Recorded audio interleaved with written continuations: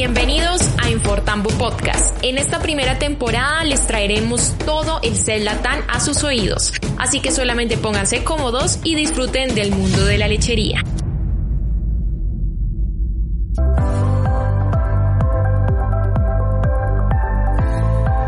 Bueno, empezamos entonces en aras del tiempo. Primero agradecer, ¿no es cierto?, a CEL LATAM por la invitación a este simposio de empresarios lecheros y también a ProSeed, ¿no es cierto?, por también la invitación que me han hecho como charlista.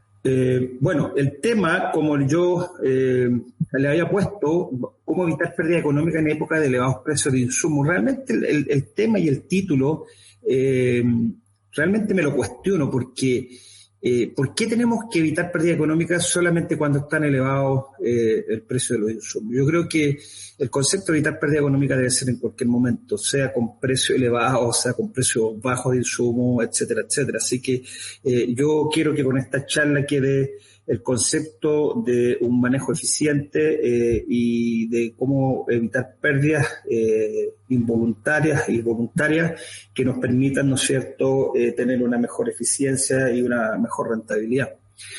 Simplemente para quienes le interese más información desde el punto de vista de investigación de lo que yo hago, este es el website de la universidad que está en inglés y también tengo un website que está en español al que le interese recabar más información.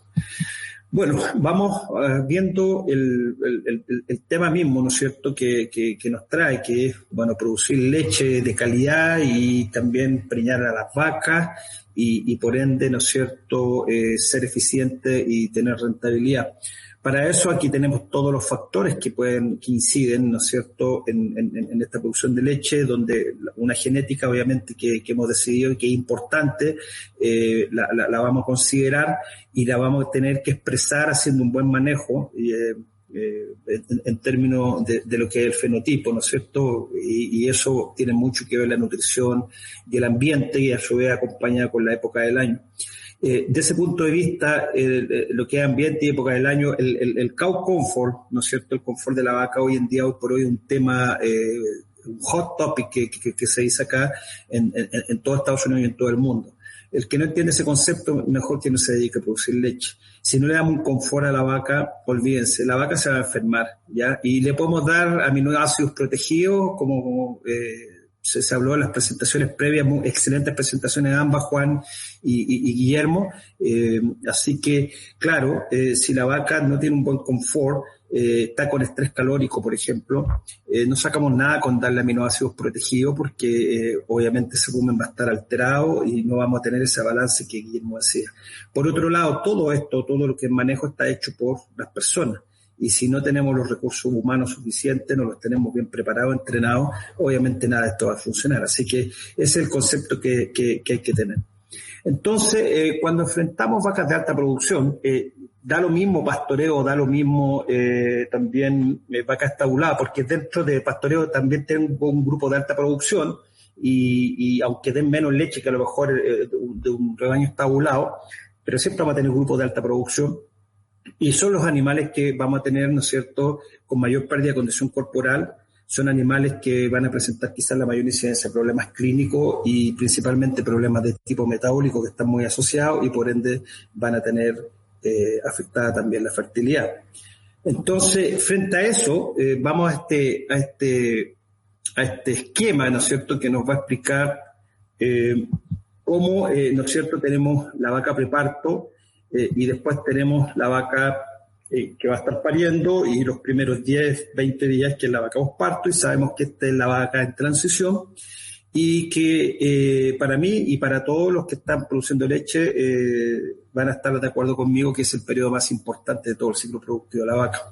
Lo que queremos también es optimizar la fertilidad, ¿no es cierto?, 60, 80 días después.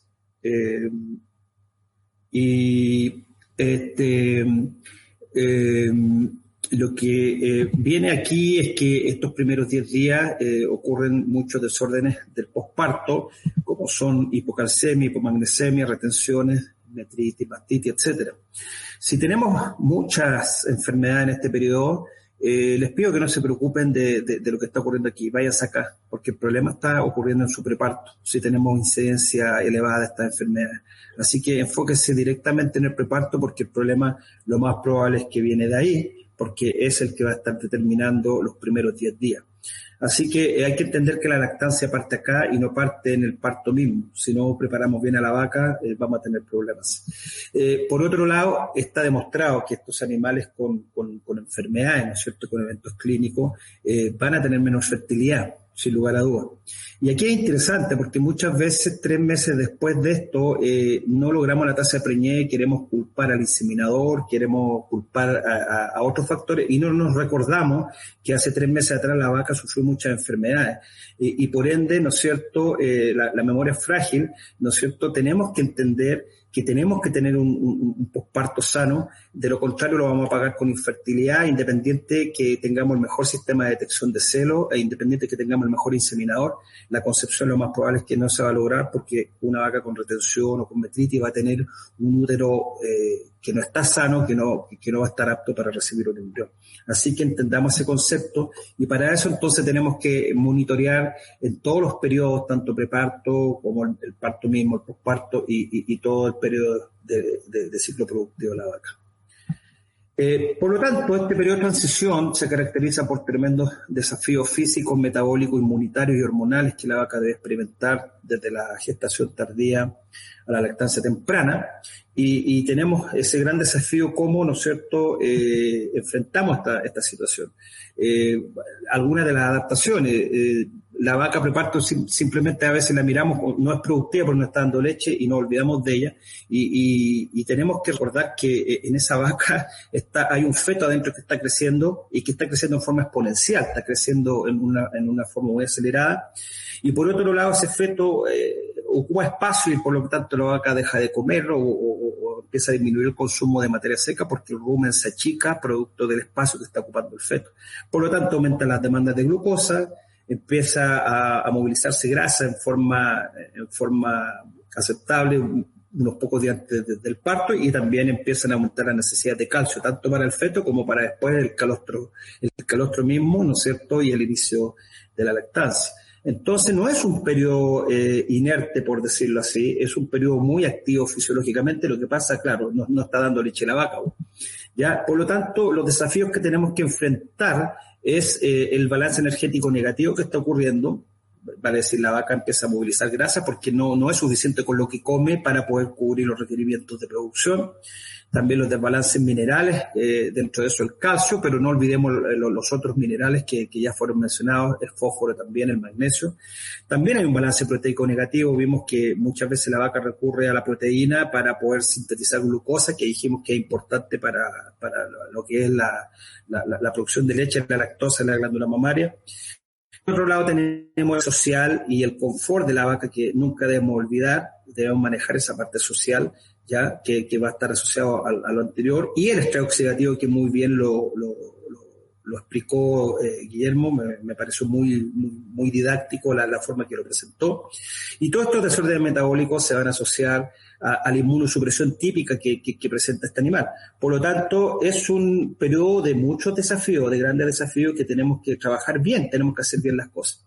¿Y por qué? Porque si tenemos muchas enfermedades, bueno, y le queremos poner números, si hay, ¿no es cierto?, productores escuchando, obviamente, veamos que las enfermedades tienen un costo, esto está en dólares, y vean ustedes que lo que puede significar un caso de mastitis, por ejemplo, $426, un caso de una renguera cojera, 330, vean un desplazamiento de abomazo, $639, es mucho dinero, y por lo tanto, más vale prevenir que curar, porque obviamente estas enfermedades tienen costo. Para entender entonces todo lo que está ocurriendo, este es el típico ciclo productivo de la vaca, donde ya viene bajando, ¿no es cierto?, su consumo de materia seca. Dijimos que el feto está creciendo, está quitando el espacio junto con los otros mecanismos fisiológicos que hacen que la vaca coma menos, ¿ya? Y cuando pare la vaca, lamentablemente el consumo no es automáticamente, no aumenta en forma drástica a como es la producción de leche, que aumenta en forma drástica.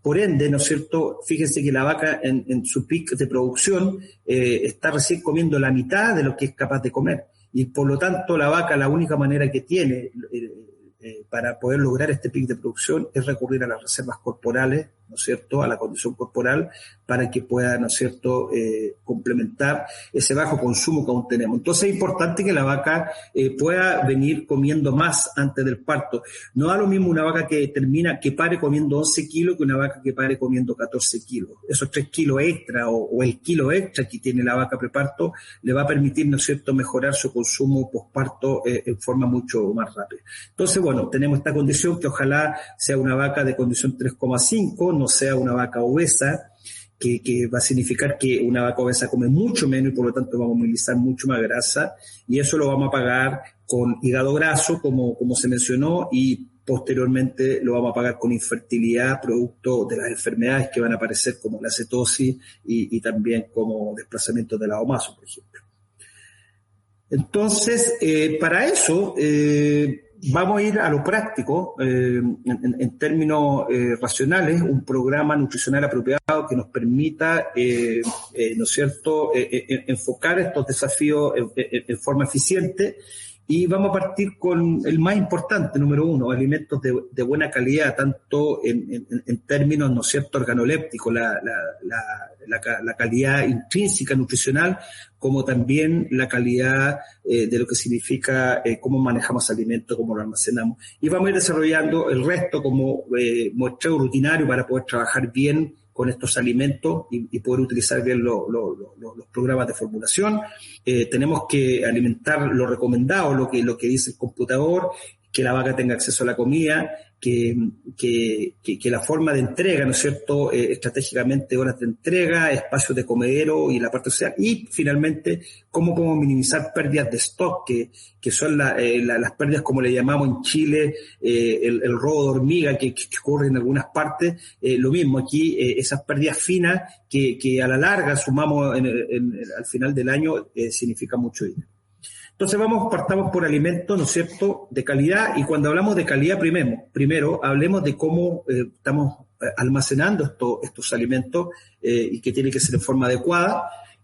Veamos, por ejemplo, este es un gluten free, veamos este montón de gluten aglomerado, contaminado con hongo. Bueno, esto es para mí inaceptable y lamentablemente mucho de esto va a los carros forrajeros. Veamos la otra, una soya, ¿no es cierto?, altamente contaminada, ¿no es cierto?, con micotoxina, y bueno, mi fórmula de ración dice, 16,5% proteína, está cubierto los aminoácidos, etcétera, pero el computador no sabe de esta contaminación de hongo y de micotoxina, y por lo tanto, claro, vamos a pedirle después respuesta al veterinario asesor o al nutricionista, pero no es culpa de la fórmula, es culpa de que estamos manejando mal la soya.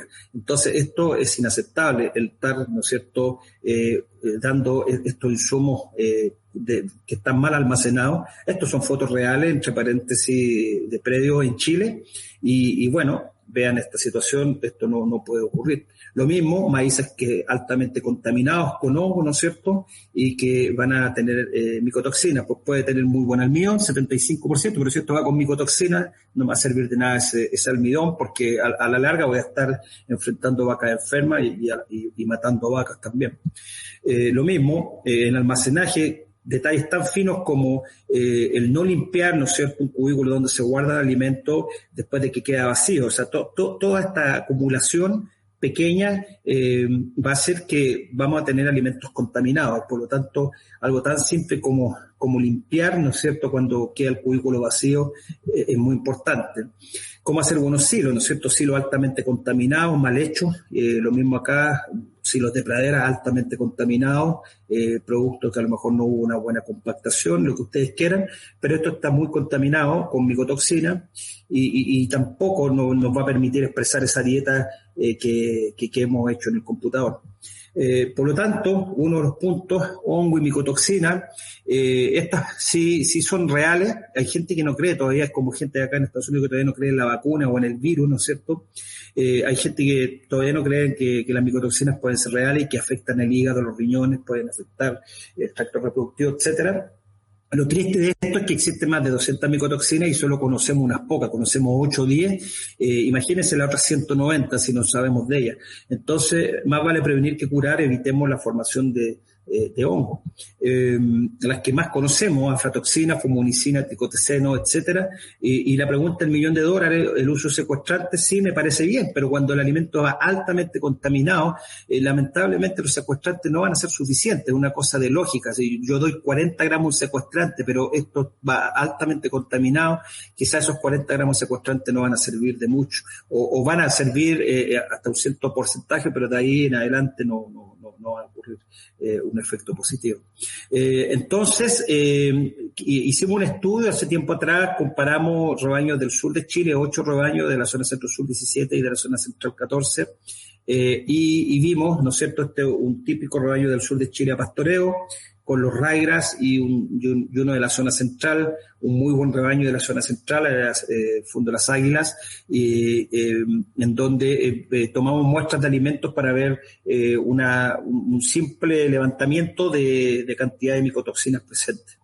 Y lo que vimos es que la mayoría de las micotoxinas, por lo general, tuvieron bajos los niveles internacionales mínimos aceptados, excepto encontramos mucho tricoteceno tipo B, por lo tanto, tanto en la TMR como en los forrajes, por lo tanto es algo de que hay que preocuparse. Y lo otro es que toda la lechería, tanto las buenas como las malas, todos los alimentos en parte tuvieron presencia de micotoxina, unas más que otras. Lo interesante sí es que hubo poca aflatoxina, prácticamente no se encontró, eso nos dejó tranquilo por el lado de la leche de calidad, ¿no es cierto? Porque sabemos que las aflatoxinas afectan al humano y son cancerígenas, pero lo importante de esto es que micotoxina hubo en todos los rebaños, en menor o mayor grado, y por lo tanto es algo que hay que preocuparse, y bueno, aquí los ligantes en cierta manera pueden ayudar. Por otro lado, en términos de los silos, hoy por hoy lo que está teniendo mucha importancia son las contaminación de los hongos por levadura, cuando hacemos mal un silo y queda mal compactado, ¿no es cierto? Y quedan focos en donde entra oxígeno y se forman focos ¿no es cierto?, focos calientes donde proliferan las levaduras. Bueno, esto vean ustedes que silos con más de 100.000 unidades formadoras de colonia ya nos empiezan a afectar el consumo de los silos, como también la cantidad de grasa en la leche. Y vean ustedes que más del 50% de las muestras que se hicieron en este laboratorio, vean el 2018-2019, más del 50% de las muestras tuvieron más de 1 millón de unidades formadoras de colonia de levadura. Así que es algo que hay que preocuparse. Esto es Estados Unidos. Me gustaría saber qué es lo que ocurre en otros países, Argentina, Chile, Uruguay, etcétera. Sería interesante que empiecen a medir levadura, porque es realmente un problema que nos está afectando la calidad de los ensilajes. Así que se los dejo como tarea a quien le interese el empezar a medir levadura y hacer un levantamiento y ver cuánto tenemos en nuestros ensilajes. Esto otro, fíjense, esto era un maíz que venía con unas pelotitas negras, que finalmente nos dimos cuenta que era semilla del famoso chamico que le decimos en Chile, o toloache en México, Ginseng-weed en inglés, que es la famosa Datura stramonium, y un silo de maíz, ¿no es cierto?, que se produce con este tipo de plaga, obviamente va a significar, o un maíz grano como este, va a significar que vamos a matar muchas vacas, porque ese maíz venía muy contaminado, lo tuvimos que colar, pasar por una rejilla, y vean la cantidad, ¿no es cierto?, de semillas de chamico que se logró. Por suerte, el jefe de lechería se dio cuenta de esto y logramos, ¿no es cierto?, bajar la contaminación. Entonces, por no querer quizás invertir en el control de plaga, al final lo que ocurrió en este campo en particular es que antes de cosechar el maíz se tuvo que contratar una cuadrilla de gente para cortar, miren las matas de chamico, para cortarlo, ¿no es cierto?, antes de cosecharlo, de lo contrario hubiese sido catastrófico, y veamos cuánto le costó a ese productor la mano de obra que le significó limpiar todo el chamico. Entonces, ahí hay costos que nosotros mismos lo estamos creando, o sea, por querer ahorrar acá, ¿no es cierto?, al final lo estamos pagando el doble acá. Ese es un ejemplo típico de cosas que ocurren. Entonces, eso es lo que se refiere al almacenaje adecuado. Lo segundo, la calidad intrínseca del alimento, que es muy importante considerar, donde queremos un alimento, por ejemplo, un ensilaje de maíz, queremos que sea rico en almidón, queremos que tenga un NDF un poco más bajo y de alta digestibilidad y que también tenga una proteína aceptable. Para eso, esto va a depender de la variedad genética de la semilla que estamos usando, dosis de siembra, el tipo de suelo, la fertilización, el riego, si hay o no riego. Por ejemplo, en el sur de Chile, hoy por hoy, los campos están regando. Usted hace 20 años hablaba de riego en Chile y lo trataban de loco, hoy en día lo tratan de sabio, ya, porque si usted pone ensilaje de maíz en el sur de Chile y le viene un año seco, le aseguro que le va a salir más caro que comprar maíz grano, ese ensilaje de maíz. Así que hoy por hoy el riego es básico y fundamental. Y bueno, momento de la cosecha. Después, cómo picamos ese ensilaje, el tamaño de partículas, cómo craqueamos el grano, si está bien craqueado o no. Bueno, esos son los factores que van a afectar, ¿no es cierto?, la calidad intrínseca del alimento. Lo importante que, hablando del ensilaje de maíz, que es uno de los insumos más importantes de los forrajes, es que más del 95% de los granos deben ser craqueados completamente. Hace 10 años se hablaba que tenía que estar partido en 4 pedazos, hoy en día tiene que estar completamente molido el maíz. Mientras más expuesto esté el almidón, más eficiente va a ser ese almidón y ese ensilaje de maíz. Y la mazorca también ser disgregada en varios pedazos para que no queden esas mazorcas toscas que la vaca también evita a la hora de estar consumiendo la TMR. Por otro lado, 70-75% del almidón de ese ensilaje debería pasar a través de una malla de 4,75 milímetros. Este es un test que usted puede solicitar mandando una muestra, hacer, ¿no es cierto?, un test de almidón, que se conoce como score de almidón, ya, y se lo puede pedir a los laboratorios. Con eso y analizando ese alimento, yo lo coloco en un software determinado que yo ocupo y voy a ver entonces la digestibilidad a las 30 horas, a las 48, a las 240 horas de ese ensilaje, y me va a permitir hacer una muy buena formulación porque estoy caracterizando bien mi alimento desde el punto de vista nutricional. Entonces, para poder monitorear si estamos haciendo bien el manejo, tenemos algunos análisis de campo que se pueden utilizar para poder decir si estamos bien o no. Uno de esos es medir el pH, ¿no es cierto?, del ensilaje, medir también temperatura, medir densidad de compactación y también ver su tamaño de partículas a través del sistema de Pensilvania.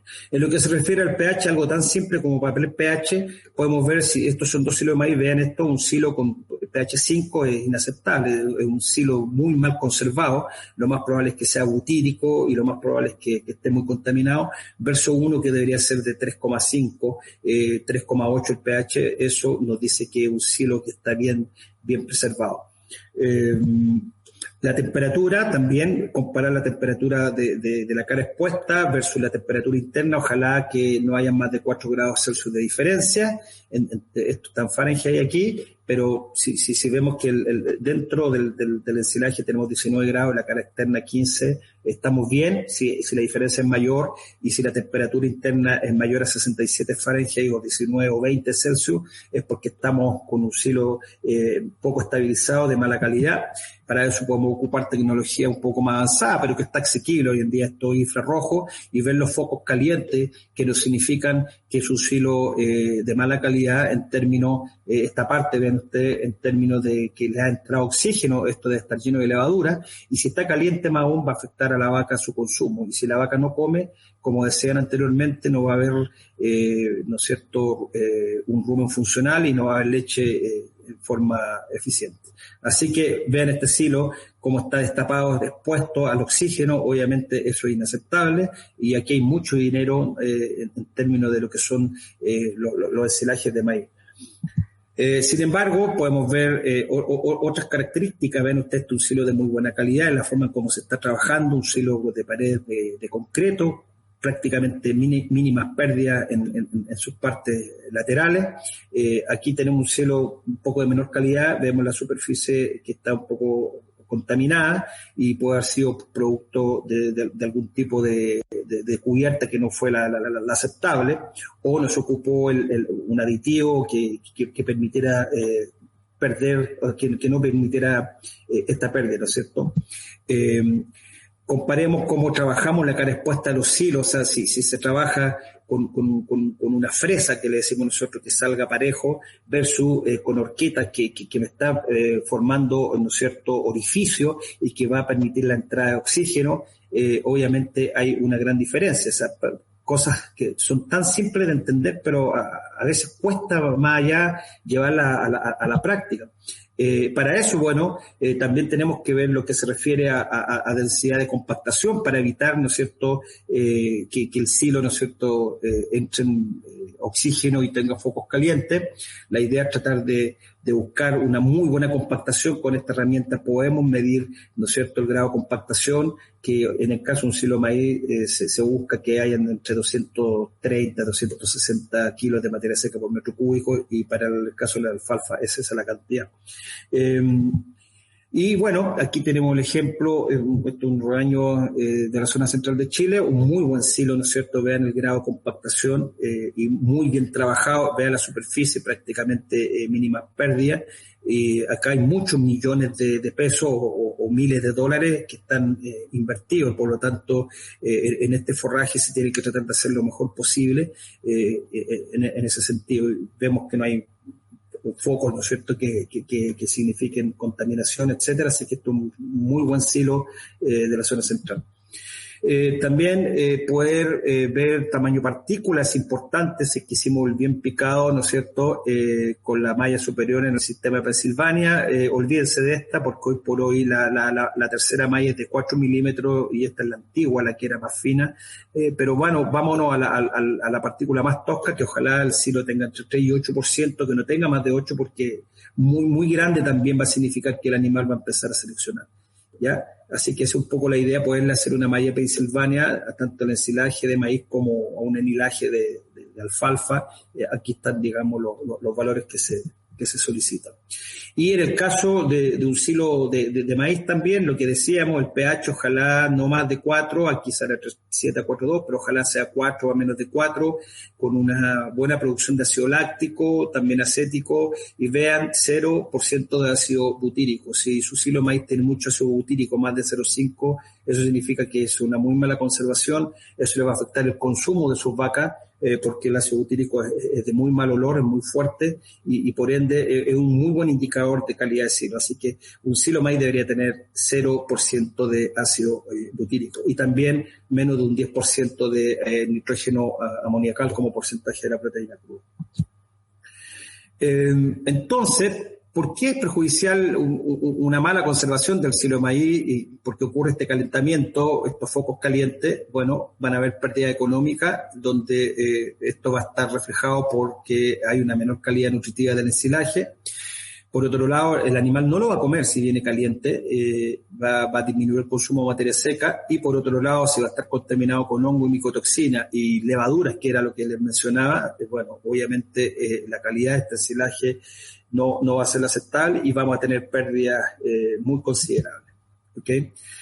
Por lo tanto, la compactación del silo es importante para evitar la entrada del aire, ¿no es cierto?, considerando un adecuado picado, la humedad también adecuada, ojalá entre 32 y 38% a la cosecha, que no nos permita pasarnos de esos rangos tanto para abajo como hacia arriba.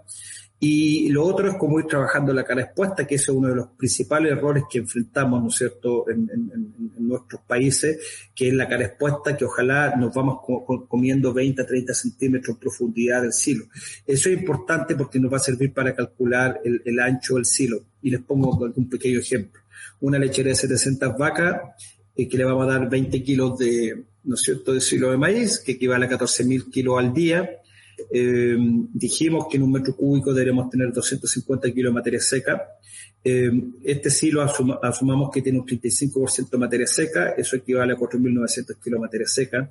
Si esos 4.900 los divido por mi compactación ideal, significa que me voy a comer entre 19,5 a 20 metros cúbicos diarios, ¿ya? Si sé eso, ¿ya? Y sé, por otro lado, que voy a poder hacer un silo de altura de 4 metros, ¿no es cierto? Y voy a irme consumiendo 0,3 metros o 30 centímetros de profundidad por despeje, vamos a determinar que el ancho de ese silo no debería ser más de 16,6 metros, ¿ya? Lamentablemente a veces los silos son de 20, 25 metros, siendo que necesitamos que fuera 16, por lo tanto en vez de comernos 30 centímetros nos vamos a ir comiendo de 10, de 15, y eso va a significar que vamos a ir exponiendo cada vez más las partes internas al oxígeno y nos va a significar la formación de focos calientes. Y eso a la larga lo vamos a pagar con leche, lo vamos a pagar con pérdida de materia seca del silo mismo, etcétera, y en el fondo con rentabilidad del sistema.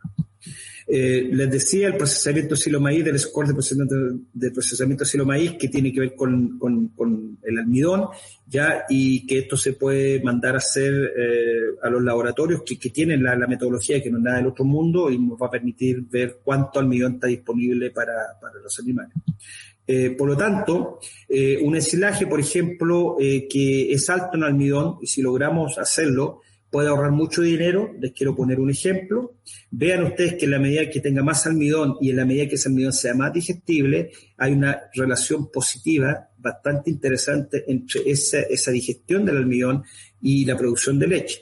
Si, por ejemplo, el almidón de un silo o de una dieta tiene un 85%, lo cual es bajo, nos va a significar que el animal va a estar produciendo el orden de 31 litros y medio en esa lechería.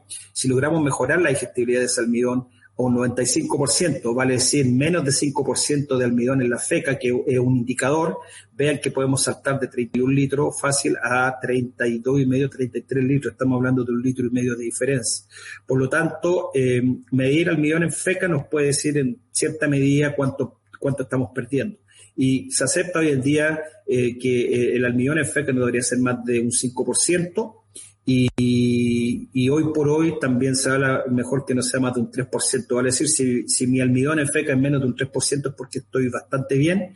Si mi almidón es un 10% o un 15% en la feca, estoy perdiendo mucho dinero. Y eso tiene que ver con el craqueado, ¿no es cierto? Tiene que ver con el estado de madurez del maíz al momento de la cosecha, etcétera, etcétera. Entonces, veamos todos esos pequeños factores que van a determinar al final cómo se está utilizando el almidón a nivel digestivo. Entonces, asumiendo que el almidón tiene buena digestibilidad, hagamos un ejercicio de un silo que tiene 32% almidón. Usted una dieta que, por lo tanto, le voy a dar 5,5 kilos de maíz grano. Es una dieta para 54 litros al pic de lactancia, tanto por energía como por proteína, y tiene un costo de 5.300, después lo voy a llevar a dólares para que les quede más claro. Y si por ese motivo tengo ahora un almidón de 35, comparando un almidón de 32 y uno de 35, vemos que logrando lo mismo, 54 litros, vean ustedes, me permitió bajar el maíz grano en la dieta a 4,9 kilos versus los 5,5, porque este ensilaje de maíz tiene más almidón, ¿ya? Y eso me hizo bajar el costo de la dieta total. Y en términos de dólares, vemos que la dieta de 32% almidón tiene un costo por animal día de $7,07 y la con 35% almidón 6,99, vale ser un ahorro de 8 centavos de dólar. Multipliquemos un rebaño de 1.500 vacas por 365 días, eso se traduce cerca de $45.000.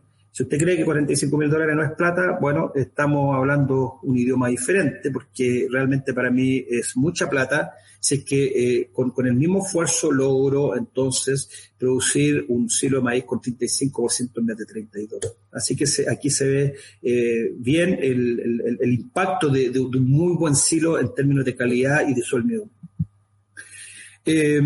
El otro punto es lo que es variación en lo que es el muestreo rutinario que yo tengo que hacer en mis alimentos, porque yo necesito, para poder trabajar bien, necesito saber qué es lo que es mi alimento en términos nutricionales, y para eso requiero de un muy buen laboratorio y requiero de un muy buen muestreo, sobre todo porque los ensilajes varían mucho más que los senos, y los concentrados son los que menos varían. Pero cuando trabajamos con ensilaje tenemos que tener cuidado con lo que es la variación de muestreo. Fíjense, un ensilaje de maíz, la variación que tiene en materia seca en comparación a una alfalfa, y fíjense en lo que se refiere al laboratorio propiamente tal. Hay laboratorios que son mejores que otros. Y en cuanto al muestreo, fíjense, 42 y 33% de variación para lo que es materia seca. Fíjense, para el FDN, 40% de variación. Cuando la muestra está mal tomada, podemos tener una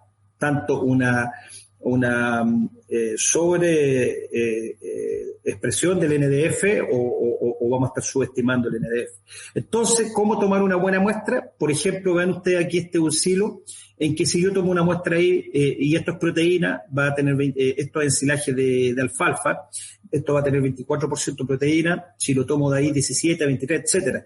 Fíjense que si yo tomara la muestra de ahí, ¿ya? Y uso ese valor para el resto del año con ese puro análisis, voy a estar subestimando la cantidad de proteína, y lo más probable es que voy a perder mucho dinero porque voy a estar comprando, por ejemplo, soya de más, porque creo yo que mi silo tiene 17. Sin embargo, vean la variación, vean cómo hay diferentes cantidades dependiendo de la superficie. Por lo tanto, tengamos cuidado. Si es que yo me basara en esto, significa que a lo mejor en una dieta con 17, en vez de 22%, por ejemplo, el promedio, son 0,3 kilos de soya extra que le estoy dando a los animales, y eso me puede significar también en un rebaño de 500 vacas, me pueden significar $20,000, $21,000, $22,000 hoy por hoy. Lo mismo, entonces, esto se traduce en que la mejor forma de tomar una muestra en un silo es de la pila que se acumula para el día, ¿no es cierto? Vamos a sacar el silo, la cara expuesta, vamos a amontonar, ¿no es cierto?, ese silo en una pila, y si tomamos en forma homogénea, ¿no es cierto?, y representativa de varias submuestras, vamos a ver que vamos a tener la mejor muestra porque es lo que tiene menor variabilidad, ¿ok? Siempre de la pila, fíjense, tiene la menor variabilidad en proteína, la menor variabilidad en NDF, la menor variabilidad en proteína soluble. Entonces, esa es la forma de tomar una buena muestra, ¿ya? Por otro lado, existe la variación verdadera del alimento, que es la que yo quiero determinar en términos reales. ¿Por qué? Porque, por ejemplo, estamos cosechando diferentes potereros, diferentes estados fenológicos de la planta, y es la variabilidad que queremos finalmente determinar para hacer un buen trabajo nutricional. Por lo tanto, una forma de eliminar esta variación o disminuir esta variación de muestreo es quizás, por ejemplo, tomar muestras repetidas del mismo material en un mismo día, o mostrar varias veces a través del tiempo, que es lo que yo recomiendo, y tampoco hay que reaccionar en forma exagerada a los cambios, ¿ok? Entonces, una forma es utilizar los promedios móviles, o promediar, ¿no es cierto?, la última muestra con las dos previas, etcétera, etcétera. Y por otro lado también poder registrar cambios ocurridos durante la cosecha. Les pongo un ejemplo, marcar, ¿no es cierto?, esto en un silo maíz, aquí está marcado, que significa que fue cambio postrero. Entonces, si yo estoy trabajando con una muestra, ¿no es cierto?, y estoy avanzando y llego aquí, lo que yo recomiendo es que de aquí en adelante tomemos otra muestra para poder evidenciar el cambio postrero, lo que puede significar en la calidad nutricional de ese silo. Entonces, puntos clave a considerar: variación de muestreo es sustancial para los ensilajes, por lo tanto hay que tomar una buena muestra, hay que ocupar buenas técnicas, muestrear de la pila, ¿ya?, y promediar los resultados de distintas muestras. A modo de ejemplo, rebaños de 50 vacas se recomienda una muestra por mes, rebaño de 100 vacas 2 veces al mes, de 200 vacas 3, de 400 vacas una vez por semana, etcétera, etcétera, ¿ya? Y yo sé que muchos no toman nunca muestra y trabajan con datos de tabla, u otros toman la muestra al inicio y la ocupan para todo el año, como les decía, y si esa muestra fue mal tomada y ese número me está dando errado, me va a significar mucha pérdida económica.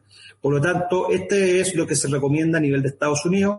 La frecuencia de rebaños de más de 600 vacas prácticamente se están tomando muestra cada 3 o cada 5 días para poder tener un mejor reflejo de la calidad nutricional.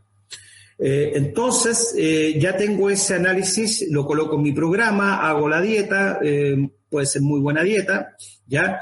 pero yo quiero que esto sea lo que se le da al animal desde el punto de vista de dieta, ¿no es cierto? Por lo tanto, las 4 dietas de la vaca es la que yo he hecho en mi computador, ya, y que después este señor muy importante es la que la va a preparar, y después este mismo señor es la que la va a entregar, ¿no es cierto?, en el comedero, y finalmente va a haber la dieta que es la que se come la vaca. O sea, si la vaca empieza a burguetear, ¿no es cierto?, y empieza a seleccionar, es muy diferente a la dieta que tenía, ¿no es cierto?, la formulación. Por lo tanto, estas 4 dietas siempre deben ser la misma. Entonces, el rol del nutricionista no es solamente hacer una dieta bonita en el computador y desde la casa mandar un fax y decir, bueno, ese es mi rol de nutricionista. No, mi rol también debe ser las otras 3 dietas que vienen después de la formulación. ¿Cómo hago comer la vaca lo que dice el papel? Y de esa manera eso se traduzca en leche. El análisis de dietas completa, cuidado con ello porque hay variaciones que muchas veces me permiten sacar conclusiones erróneas cuando yo quiero evaluar el trabajo nutricional.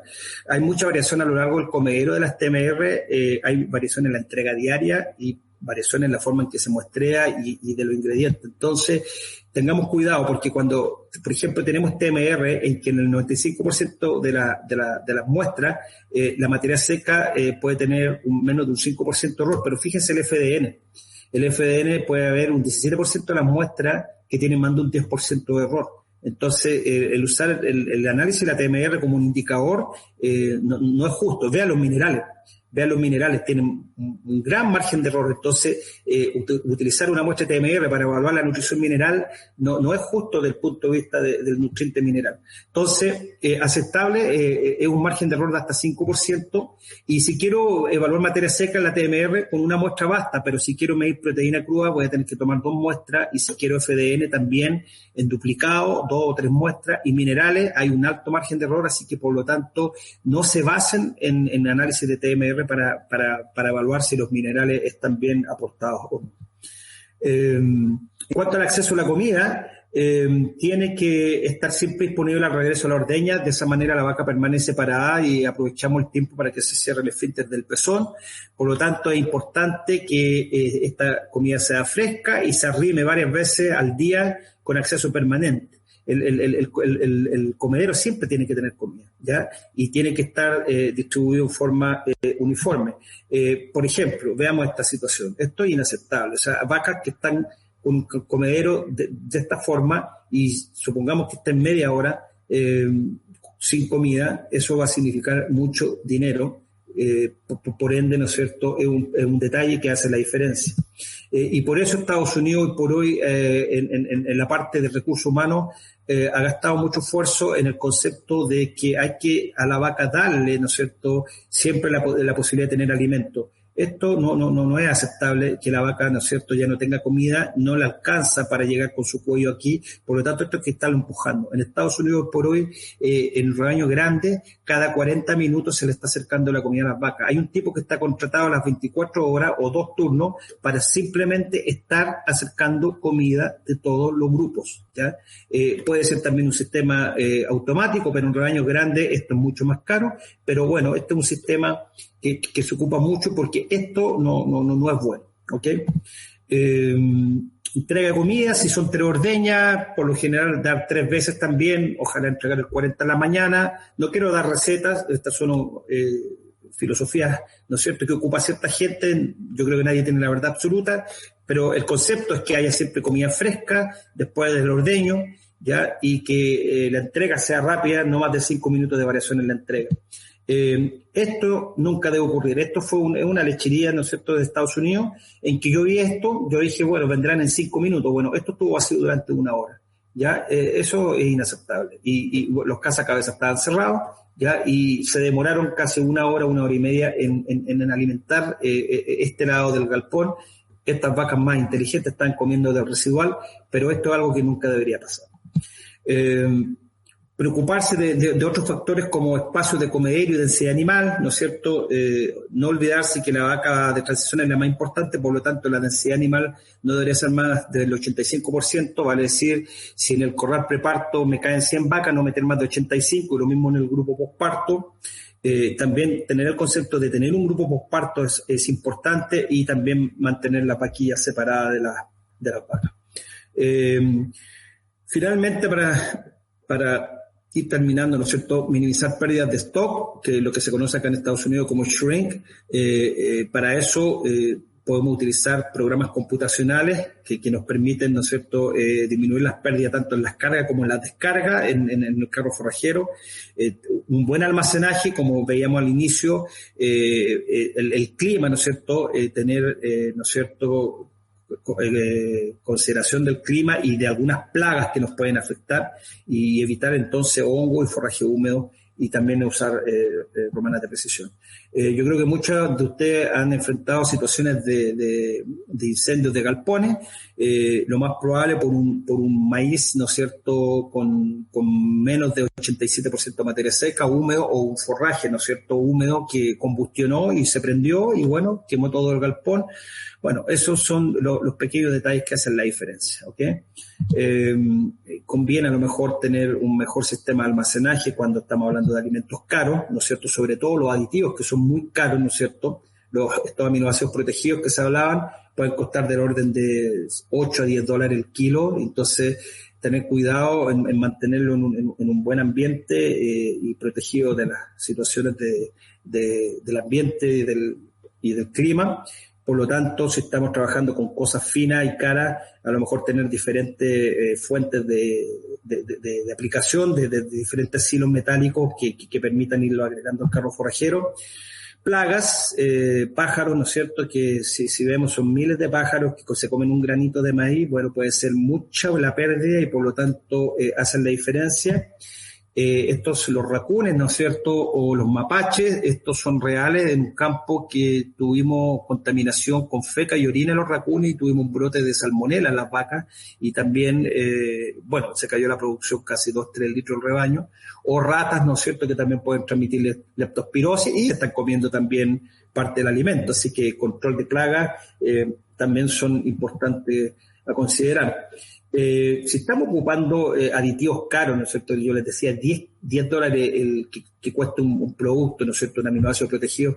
Yo nunca lo voy a hacer en el suelo de esta manera porque, bueno, esto puede significar gran pérdida. Lo más probable es que a lo mejor con estos productos caros, aditivos, necesitemos una mezcladora un poquito más avanzada para evitar estas pérdidas cuando son alimentos carísimos. Así que eso hace la diferencia en términos cuando se ocupan ingredientes caros.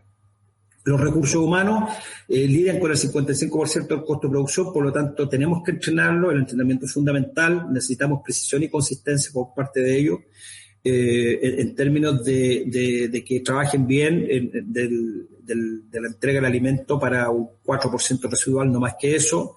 En la carga de ingredientes en los carros, que ojalá sea menos de un 1% de error, el orden en que se entregan los ingredientes, el tiempo de mezclado, etcétera. Ya para eso, entonces, si queremos evaluar esto, ya, y orden de entrega de los corrales, hora de entrega, etcétera, etcétera, y dentro de eso, para mí es muy importante pesar el residual diario, porque es la única manera que me va a permitir saber cuánto fue el consumo de materia seca. Y de eso me va a permitir calcular la eficiencia de conversión alimenticia. Sin consumo diario y sin pesaje de residual prácticamente imposible. El asumir al dedo o al ojo, ¿no es cierto?, lo que dejó el animal es tantos kilos, no me sirve. Tengo que pesar el residual todos los días para poder calcular el consumo de materia seca en forma diaria y hacer el ajuste.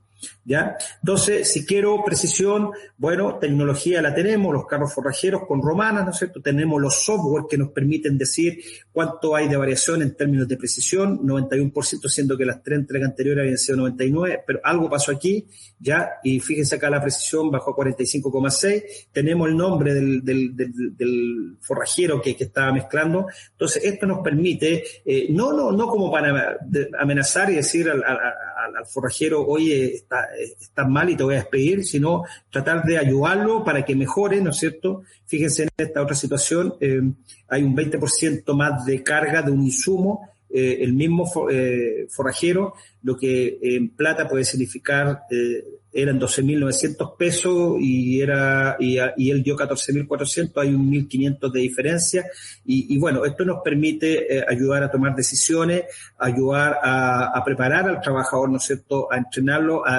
hacerle entender que esto es importante y esto es lo que se conoce como shrink, tratar de evitar estas pérdidas, ¿ya? Entonces, eso nos va a permitir tanto el trabajar en forma precisa y calcular ¿no es cierto?, el residual para el consumo de materia seca, nos va a permitir calcular la eficiencia de conversión alimenticia, que son kilos de alimento por litro producida de leche, ¿no es cierto? Esto se ocupa mucho en Estados Unidos, lo que permite, sobre todo en épocas de precios altos, es importante saber cómo mejorar el ECA, por ejemplo, que es incrementar la producción de leche con el mismo consumo de materia seca, o disminuir el consumo o el costo, y disminuir el consumo de materia seca manteniendo la producción de leche. Entonces, para calcular el ECA necesitamos el consumo de materia seca, si no, olvídese, no lo va a poder calcular nunca. Y esta es la fórmula de leche corregida según la grasa y la proteína, ¿ya? ¿Y qué factores me afectan la ECA? Bueno, los forrajes que estamos utilizando y su calidad. Mientras más calidad, mejor va a ser la ECA. Estado de lactancia o días de leche, requerimientos de mantención, número de lactancia, el uso de aditivos y el confort de la vaca, ¿ya? Y, por ejemplo, confort de la vaca, señor que gastó mucho dinero en este galpón y mire, no se le echa prácticamente ninguna vaca, ¿ya? Producto de un mal diseño, ¿no es cierto? No se hizo asesorar, esto no es bueno porque hubo una gran inversión para que no se echen las vacas. He visto muchos casos que me ha tocado recorrer en que galpones nuevos y no hay ninguna vaca que se eche. Esto puede llevar a trauma, nos puede significar pérdidas de animales, ¿no es cierto?, producto de traumas, de que no, por el hecho de que no está bien diseñado. Y esto es la diferencia. Esto es un galpón bajo, un túnel de ventilación. Esto es North Florida Holstein, la mejor lechería de Florida y una de las mejores de Estados Unidos. Vean, esto es un galpón de 2.000 vacas. Y miren el confort, cómo las vacas están echadas. Esta se va a echar, ¿ya? Y bueno, ahí esto hace la diferencia. Estrés por calor. Si no le aportamos sombra, los animales prácticamente jadeando, perdiendo saliva, perdiendo bicarbonato, versus North Florida Holstein. Yo no les estoy pidiendo que hagan esta inversión, sino el dueño de esta lechería se dio cuenta que la pérdida en leche en el tiempo era tal y en fertilidad que a la larga decidió invertir en galpones de ventilación, túneles de ventilación, que le permitió recuperar 7 o 8 litros de leche en verano y a la larga el galpón se pagó. A lo que quiero ir es que el confort de la vaca es importante, no es que todos tengamos que tener este sistema, pero tenemos que evitar esto otro, que es el estrés calórico fuerte, ¿ya? Entonces, ECA, ¿cuáles son las que se recomiendan según los días de leche? En el caso de un grupo único, en una lechería promedio de días de leche entre 150 y 225, la ECA tiene que ser entre 1,4 a 1,6. Vale decir, por cada, ¿no es cierto?, esta es la expresión, usted lo puede hacer por materia seca llevado a leche o leche llevado a materia seca. Lo importante es que por cada kilo de materia seca, la vaca puede dar 1,4 a 1,6 litros de leche, ¿ya? Y en vacas de primera lactancia, ¿no es cierto?, es entre 1,5 y 1,7, en términos de vacas de primera lactancia en crecimiento baja, porque parte de la comida se está utilizando para el crecimiento, por eso es más baja la ECA, y bueno, el vaca, ¿no es cierto?, en promedio la ECA debería ser entre 1,4 y 1,6, y si tenemos una ECA de menos de 1,2 es porque estamos haciendo muy mal las cosas. Lo otro es el ingreso por sobre los costos de alimentación, que es lo que mucho ve Estados Unidos, ¿no es cierto? Estos software, ¿no es cierto?, me permiten ver cuánto se gana por sobre la inversión en alimentación. Por ejemplo, es una dieta que costó $7,47 por cabeza día y la vaca está produciendo $21,3 en términos de leche. Si yo resto del total del ingreso bruto, resto este costo en alimentación, me permite sacar el ingreso por sobre los costos de alimentación, que serían $13,8 en este caso para esta dieta en particular de la Universidad de Georgia. ¿Ya? Y por lo tanto, aquí quiero resaltar la relación entre ECA y ingreso por sobre los costos de alimentación, que muchas veces no necesariamente rebaños con la mejor ECA tienen los mejores ingresos. Este rebaño tiene una mejor ECA, pero solamente gana $8,8. Este tiene menor ECA, pero está ganando $11,4 por vaca. Entonces, tengamos cuidado en interpretar estos valores, ¿ya? Y para finalizar, simplemente es lo mismo, por ejemplo, comparar 6 rebaños que son de tipo confinado contra 2 rebaños de pastoreo en el sur de Chile, donde vemos que aquí están los costos de la dieta, esto está en pesos. Esto es más o menos antiguo, pero quiero llevarlo al concepto. El concepto es que aquí tengo costo en términos de litros de leche, ¿no es cierto? Para producir los 40 litros, este rebaño necesitó 18,9 litros de costo, lo que equivale a un 47%. Y vean acá, los rebaños del sur de Chile tienen una muy buena rentabilidad por litro, vale decir, para producir los 21 o 22 litros, solamente necesitaron 8 litros, ¿no es cierto?, en términos de costo. Entonces, por litro la rentabilidad es muy buena. Sin embargo, el americano ve ingreso por sobre los costos de alimentación, es lo que le entra, vale decir, los litros que margina por vaca. Este rebaño, a pesar de que tiene costos de alimentación por litro más altos, 47% contra 38%, este rebaño está marginando 21 litros por vaca y este rebaño está marginando solo 12,9 litros por vaca. Vale decir, este personaje, esta lechería está ganando más dinero en términos de animal al multiplicarlo por el precio de la leche, porque son 21 litros que le quedan de margen contra 12, a pesar que su costo por litro fue más bajo. Así que lo que los quiero llevar aquí es que tienen que combinar ambos ítems, ¿no es cierto? Son el costo en producción en litros versus el margen en litros que le queda por vaca, ¿ya? Y eso es el concepto de ingreso por sobre los costos de alimentación. Entonces, como resumen, para hacer un buen manejo y evitar pérdidas, ¿no es cierto?, innecesarias, tenemos que usar alimentos de muy buena calidad. Tenemos que realizar un muestreo rutinario de nuestros alimentos para poder trabajar bien desde el punto de vista nutricionista y hacer una buena dieta. Tenemos que alimentar lo recomendado, ¿ya?, que es muy difícil para el nutricionista que siempre le asuman sus recomendaciones. Ofrecer acceso consistente a la comida, vale decir, siempre tiene que haber comida disponible para la vaca. Y en la parte social, respetar espacio de comedero y densidad. Y finalmente, minimizar las pérdidas de stock, ¿no es cierto?, o los famosos shrinks que se conocen en Estados Unidos. Con eso termino mi presentación. Para quienes le interesen después consultas a posterior, aquí están mis 2 emails, mi email personal y el email institucional de la Universidad de Texas Tech. Así que con toda confianza, por favor, escríbanme, ¿no es cierto? Aquí tenemos, ¿no es cierto?, un Longhorn defendiéndose de la pandemia. Estamos. Pedro, sin palabras, la verdad que siempre es un placer escucharte. He tenido la suerte y fortuna de escuchar varias ponencias tuyas y siempre la consistencia, la precisión, es un placer realmente. Muchas gracias. Me quedé impresionado con la foto del Longhorn que tenés atrás en la presentación. No saca mucha leche esa raza, ¿no? No saca mucha leche, sí. Pero los beef son muy buenos en ese restaurante en todo caso. Tal cual. Está claro que la lechería es un negocio de los pequeños grandes detalles y que la consistencia de los procesos es fundamental, ¿no? Minimizar pérdidas. Como vos decías, me gustó mucho el cambio de título diciendo no solamente en época de crisis donde los pequeños detalles juegan.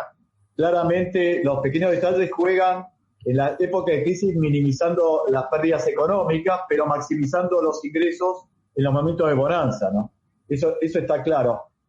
Y cuando uno repasa tu charla, Pedro, está claro que para mí hay 2 elementos que me gustaría que hicieras un análisis que tienen que ver con los protocolos de buenas prácticas para darle consistencia a las rutinas y todo lo que es las nuevas innovaciones tecnológicas que vienen en materia de sensores en los animales para evaluar comportamientos, sensores en los equipos, por ejemplo, en el mixer.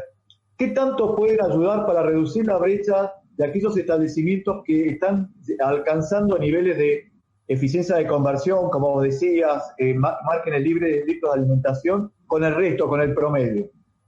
Bueno, esa es tecnología nueva que está apareciendo y que está ayudando justamente a mejorar la precisión, a mejorar, ¿no es cierto?, la eficiencia productiva. En Estados Unidos ya se están utilizando en forma comercial muchos de estos sistemas tecnológicos, como son los detectores de rumia, ¿no es cierto?, los collares detectores de rumia, los podómetros, ¿no es cierto?, que te permiten ver, ¿no es cierto?, el manejo reproductivo y también enfermedades asociadas. Así que hay muchos rebaños por hoy, desde el punto de vista comercial, que lo están utilizando y realmente les ha permitido pesquisar vacas enfermas en forma temprana y poder solucionar los problemas en forma temprana, o mejor dicho, prevenirlo. Así que eso se está haciendo. Todo lo que es la robótica, hoy por hoy acá hay una crisis de mano de obra, y cuesta mucho encontrar ordeñadores, gente que trabaje en la lechería, y pues, la robótica está entrando muy fuerte, y en otros países también. Yo sé que, bueno, en Chile hay mucho en el sur que tienen robótica, y yo sé que en Argentina también, así que ahí te tienen otra herramienta tecnológica. Y en lo que es la alimentación, bueno, todos estos cabos forjeros que te permiten optimizar la carga, la descarga, es como algo básico y fundamental. O sea, no hay ninguna lechería acá.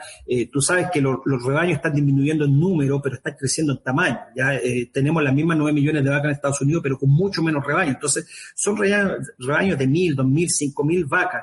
Por lo tanto, mucho dinero en juego. Son empresas, ya no es la lechería familiar, son empresas que trabajan con millones de dólares, y por lo tanto, todas estas cosas que yo mencioné son muy importantes en términos del detalle, el monitoreo, el cálculo de lo que sobra, el residual, para saber en forma exacta y precisa cuánta materia seca está comiendo el animal.